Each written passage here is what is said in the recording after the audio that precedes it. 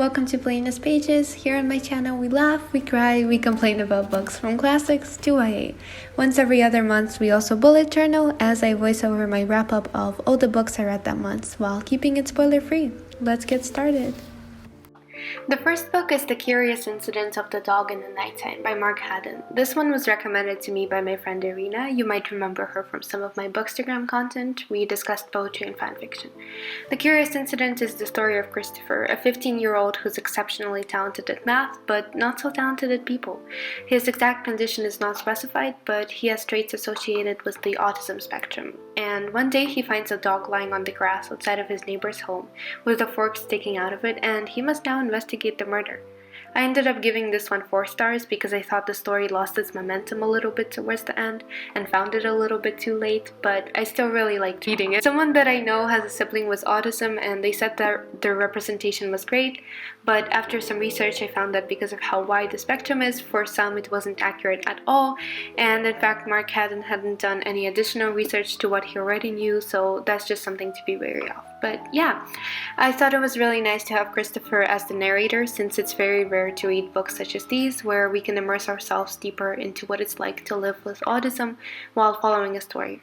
Admittedly, it was more character-driven, so if you're reading this solely because of the plot, it's not for you. But then again, it's such a shame not to read books like these just because they don't have much of an action-filled story. For my bullet journal, I wanted to make the spread look like a crime scene, that's why I printed out the letters, not because I'm a criminal in Hollywood movies. It took a while to attach the string and make the buttons pop out, and also, honorary mention to colorless Takuro Tagashi and his Years of Pilgrimage, which I absolutely hated.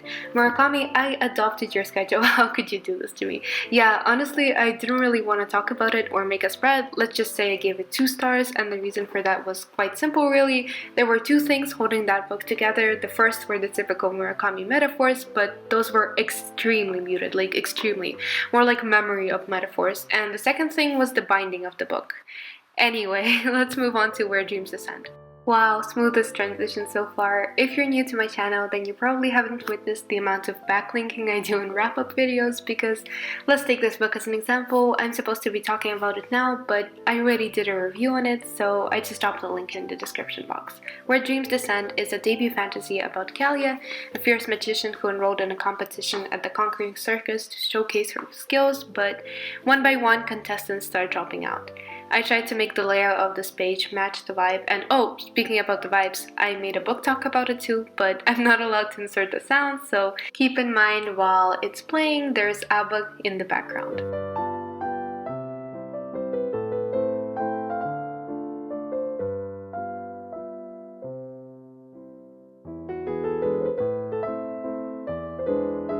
By the way, I'm doing a full flip through at the end because I know the video isn't showing the spread and its details, and the next book was a buddy read, and you're literally going to hate me. Yep, it's a review on Booksta as well. So the video actually has a lot of relinking, even for me, but I promise I'm working on it, and next journaling one won't be so chaotic.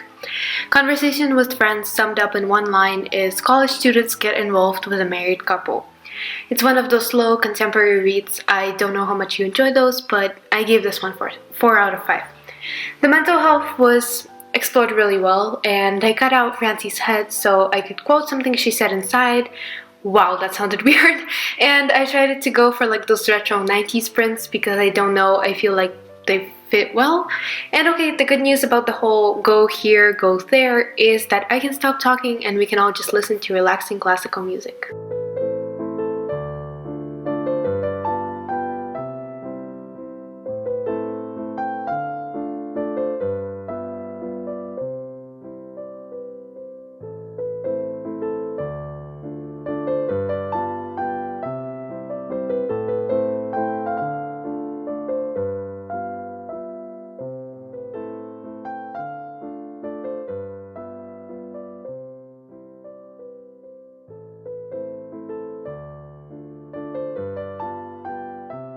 Maybe that will be my style for this video, less talking and more journaling. The funny thing is, I have a lot more to say for the next spread and not a lot for this one, even though the video for the next one is quite short.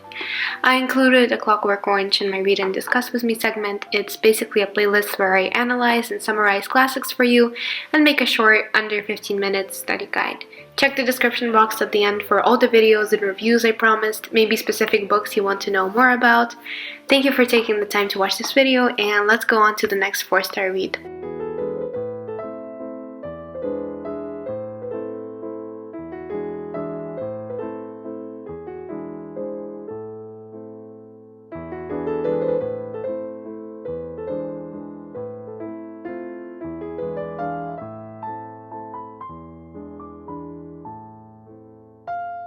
It's Not About the Burqa is a collection of essays by Muslim women. The women open up about their lives and talk about faith, sexuality, feminism.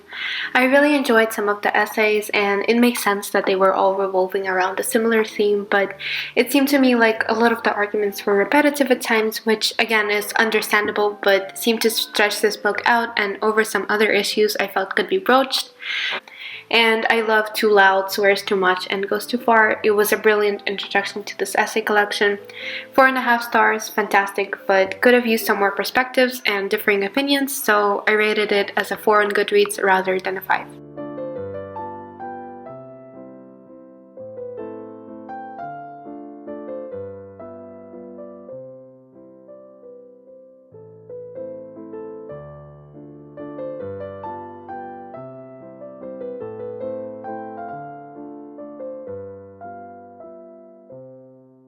This next spread makes me laugh because I really had the audacity to replicate the Wattpad library. The Foxhole Court is a Russian book talk recommend, and I have to say I'm not exactly disappointed, but it's just not what I was expecting. I was looking forward to a Six of Crows, but make it sporty, and I got brutal fanfiction dialed up to the extreme, and that's not to say I'm not picking up the rest of the series sometime later when I need some of that type of thing. It does follow a lot of dark themes, and I think it has room for it to develop into something really good if done well. For a synopsis, think YN getting a spot on a famous sports team, except YN isn't you, it's New Choston. 2 stars, but hey, foxes, I'm chugging water to a better time to continue your story.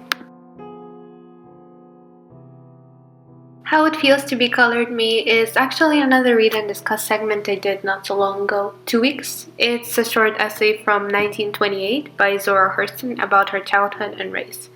Quite interesting, it's only like 20 pages and it was in public access, so check it out, and my video on the themes and topics, it's linked below of course.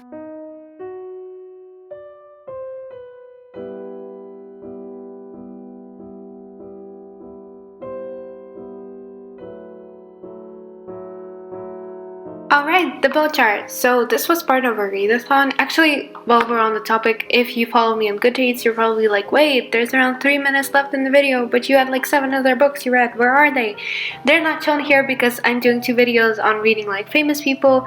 So yeah, not revealing much except for the fact that the character who's read the bow chart has impeccable taste, and I'll talk about it in the video either next week or next week.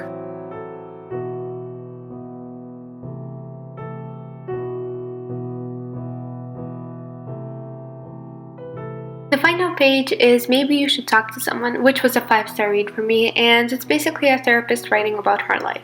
The genre is somewhere between memoir and self-help, but I would say it's more memoir, and I definitely enjoyed it more because of it. I've posted a review on it, so check it out! I decided to attach tears made out of string and stuck tissues onto the page because the cover is a tissue box.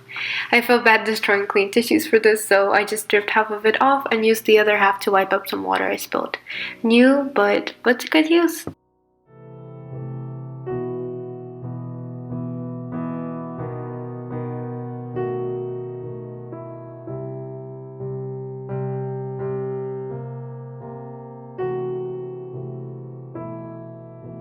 Time to flip through the spreads for March.